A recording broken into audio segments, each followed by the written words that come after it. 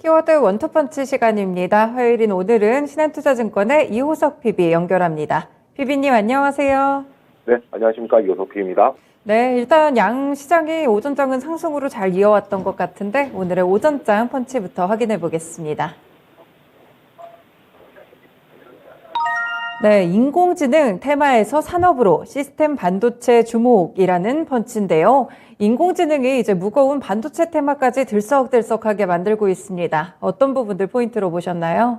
네, 우선 저희가 올 상반기, 올 1월부터 좀 얘기를 해보자면 결국은 챗GPT라는 것이 이제 뭐 사람들의 관심을 많이 받고 그 과정에서 이제 뭐 마이크로소프트라든지 구글이라든지 우리나라는 뭐 네이버, 뭐 KT라든지 뭐 이런 기업들이 이제 그 챗GPT, 오픈 AI에 이제 관심을 가지기 시작하면서 대중화 단계에 어느 정도 들어섰다라고 생각을 하고 있습니다.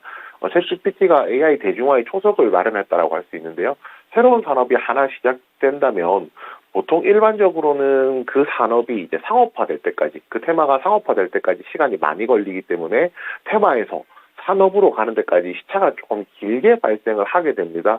그렇지만 이 챗GPT, 이게 AI라는 키워드 자체는 AI가 자체가 가치를 가지는 것보다는 이 AI로 활용해서 뭐 검색이라든지 아니면은 뭐 대화라든지 아니면은 뭐 서비스라든지 이런 쪽에 활용이 되는 이제 활용의 요소들을 더 많이 가지고 있기 때문에 상대적으로 대중화의 속도가 조금 더 빠르다. 상업화의 속도도 조금 더 빠르다라고 할 수가 있습니다.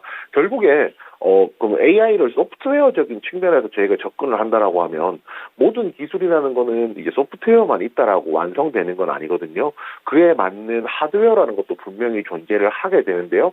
최근에 이제 엔비디아를 생각해 보면 이 AI가 정보 처리 속도를 이제 유지를 하기 위해서 높이기 위해서 아무래도 이제 GPU에 대한 수요가 굉장히 많았던 상황이었고요.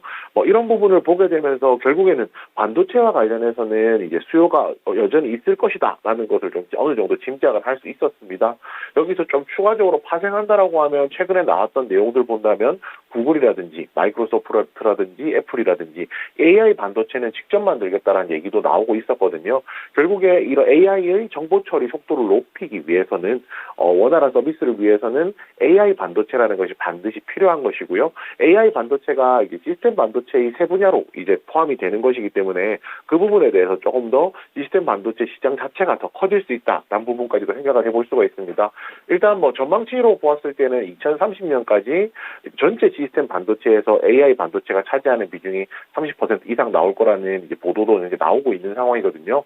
결국에는 이제 AI 반도체가 고도화가 된다라고 하면 당연히 시스템 반도체도 같이 성장을 하게 되는 것이고요. 그 중에서 우리나라 같은 경우에 뭐 메모리 반도체에 비해서 시스템 반도체는 상대적으로 좀 약하다는 평가가 많았었습니다. 그렇지만 AI 반도체를 필두로 해서 이제 시스템 반도체 시장까지도 조금 더 성장할 수 있는 계기도 될 수 있을 것 같고요. 이 부분은 제가 지금 뭐 상업화 전략에 대해서 말씀드렸는데 조금 더 파생해서 얘기를 해본다라고 하면은 정부 정책적인 지원도 한번 얘기를 해봐야 될 것 같습니다.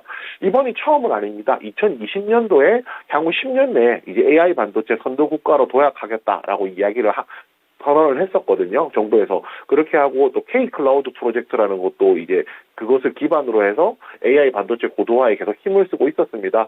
전체 이제 관련된 AI 반도체 관련된 R&D라든지 뭐 이제 뭐 다양한 뭐 인프라 투자까지 생각한다면 2030년까지 뭐 최소 1조 원 이상 투자가 된다라는 이야기도 이제 나오고 있고 실제로 예고가 된 상황이었거든요. 이런 부분을 생각해 본다면 AI 반도체, 시스템 반도체 같은 경우에는 앞으로 이제 시장성, 상업화도 점점 크게 될 것이고요. 거기에 정책적인 지원도 포함이 될 것이기 때문에 앞으로 성장성에 있어서 새로운 이제 변혁기를 맞이했다라고 말씀드릴 수 있겠습니다. 관련 종목도 한 번에 이어서 말씀드리겠습니다. 아직까지 뭐 그렇게 생각하시면 됩니다. 아직까지 어떤 종목이 뭐 시스템 반도체에서 대장이다라고 말씀드리기는 조금 어려운 상황입니다. 뭐 다양한 종목들이 있고 이제 그 AI에서 반도체로 넘어오는 시점이기 때문인데요. 뭐 대표적으로 지금 시장에서 주목받는 종목은 윈팩, AD 테크놀로지, 오픈 엣지 테크놀로지가 있습니다. 윈팩 같은 경우에는 반도체 구공정, AD 테크놀로지 같은 경우에는 디자인 하우스, 오픈 엣지 같은 경우에는 반도체 IP를 가지고 있는데요. 차트로 조금만 더 설명드리면 윈팩 같은 경우에 지금 차트로 보시게 되면은 주봉으로 볼게요. 주봉으로 보면 60주봉을 오늘 이번 주에 돌파를 했고요. 여기서 조금 상당히 120주봉까지 이제 막혀 있는 상황입니다. 시세는 뭐 잘 날 수도 있겠지만 당연히 앞선 매물들이 나올 수 있기 때문에 투자를 하는데 조금 더 주의를 할 필요는 있고요. 뭐 이 부분은 이제 오픈엣지 AD 테크놀로지도 마찬가지입니다. AD 테크놀로지도 주봉으로 보게 되면 오늘 60주봉 돌파에 120주봉을 어느 정도 거리를 두고 있는 상황이거든요. 오픈엣지 테크놀로지, AD 테크놀로지, 윈팩 같은 경우 120주봉을 목표가로 놓고 한번 접근해 보는 거 충분히 가능하고요.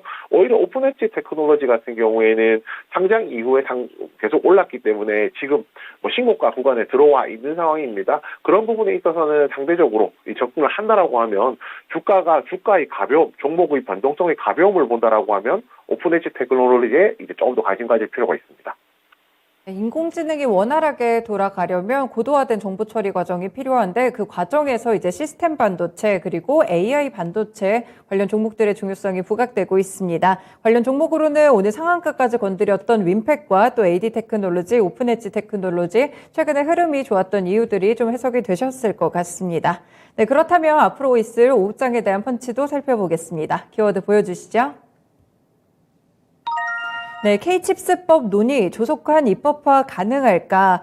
네, 반도체 호재가 상당히 많습니다. 좀 자세하게 설명해 주시죠.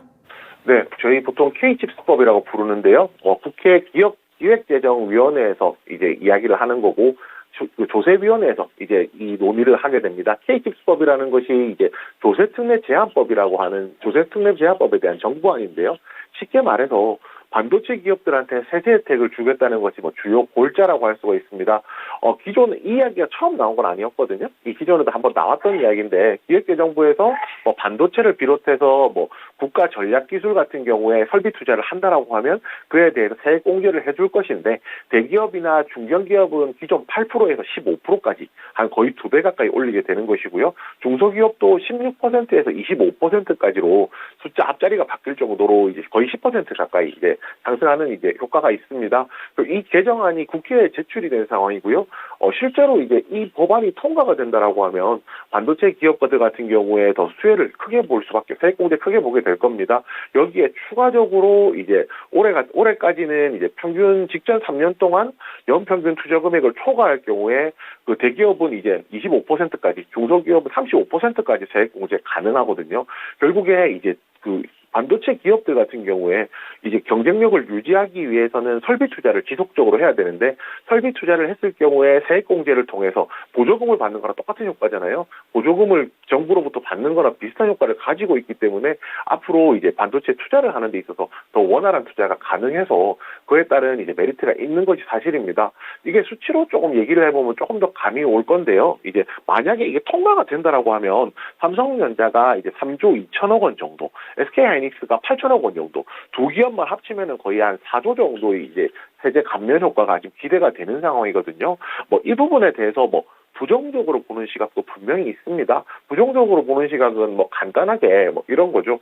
아무래도 그 세액 공제를 많이 받는데 대기업 위주로 큰 폭으로 받을 수밖에 없는 상황이고요. 이렇게 되면은 뭐 대기업 밀어주기라든지 대기업 특혜라는 이제 이야기가 이야기가 나오게 됩니다. 뭐 이런 부분 때문에 아직 이 법안이 완벽하게 빠르게 통과될지에 대한 부분은 조금 의문이 있다라고 생각을 하고는 있습니다. 그렇지만 이 부분 제가 얘기를 해봐야죠. 법안이 통과되고 통과되지 않고는 굉장히 중요한 사안이긴 하지만 주식시장에 투자하는 사람들 입장에서는 약간은 거리가 있는 이야기란 말씀 드리고 싶습니다. 왜냐하면 주식은 기대감으로 움직이기 때문이고요. 만약에 이 법안이 통과된다라고 판단을 한다라고 하면 시장에서 그에 따른 기대감으로 주가 변동이 분명히 발생을 할 것이고 만약에 이것을 뭐 기업 가치를 기준으로 저희가 생각한다라고 하면 무조건 법안이 통과가 돼야 되겠지만 기업 가치가 아닌 주식을 매매를 통한 이 차익을 생각한다라고 하면은 법안의 통과보다도 법안의 통과에 앞서 이제 나오는 기대감들에 조금 더 주목할 필요가 있다라고 생각합니다. 결국에 대표적인 종목은 삼성전자나 SK하이닉스입니다. 이 종목들도 차트 한번 지금 보고 말씀을 드릴 텐데요. 삼성전자 같은 경우에 이제 일봉상으로 보게 되면 한 6만 5천 원 그리고 6만 원 초반 사이에서 박스권, 쐐기형이라고 하죠. 위쪽부터 이렇게 모아서 내려오는 모아오는 차트를 보여주었고요. 오늘 같은 경우에 쐐기에서 갭 상승하면서 어느 그 시세를 내는 모습을 보여주었습니다. 뭐 삼성전자, 하이닉스 마찬가지겠죠. 어느 정도 가격대가 박스권에 갇혀 있다는 모습 조금 판단하면 될 것 같고, 최근에 이제 삼성전자 같은 경우에 의미를 둬야 되는 것은 결국에 외국인 투자자의 수급입니다. 외국인이라는 분명한 주체가 있다라고 하면은 주가가 뭐 밀리기보다는 어느 정도 하방을 지지하거나 상승할 요소들이 더 많기 때문에 삼성전자, 하이닉스 법안 나오는 것 기다려보면서 외국인 투자자 중심으로 좀 판단해 보셨으면 합니다.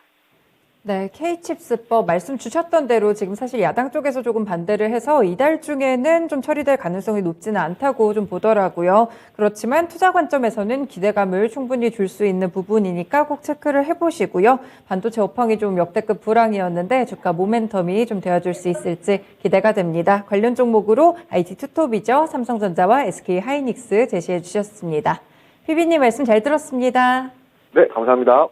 네, 이렇게 반도체 관련된 부분들까지 집중적으로 조명해봤습니다. 키워드 원투펀치였습니다.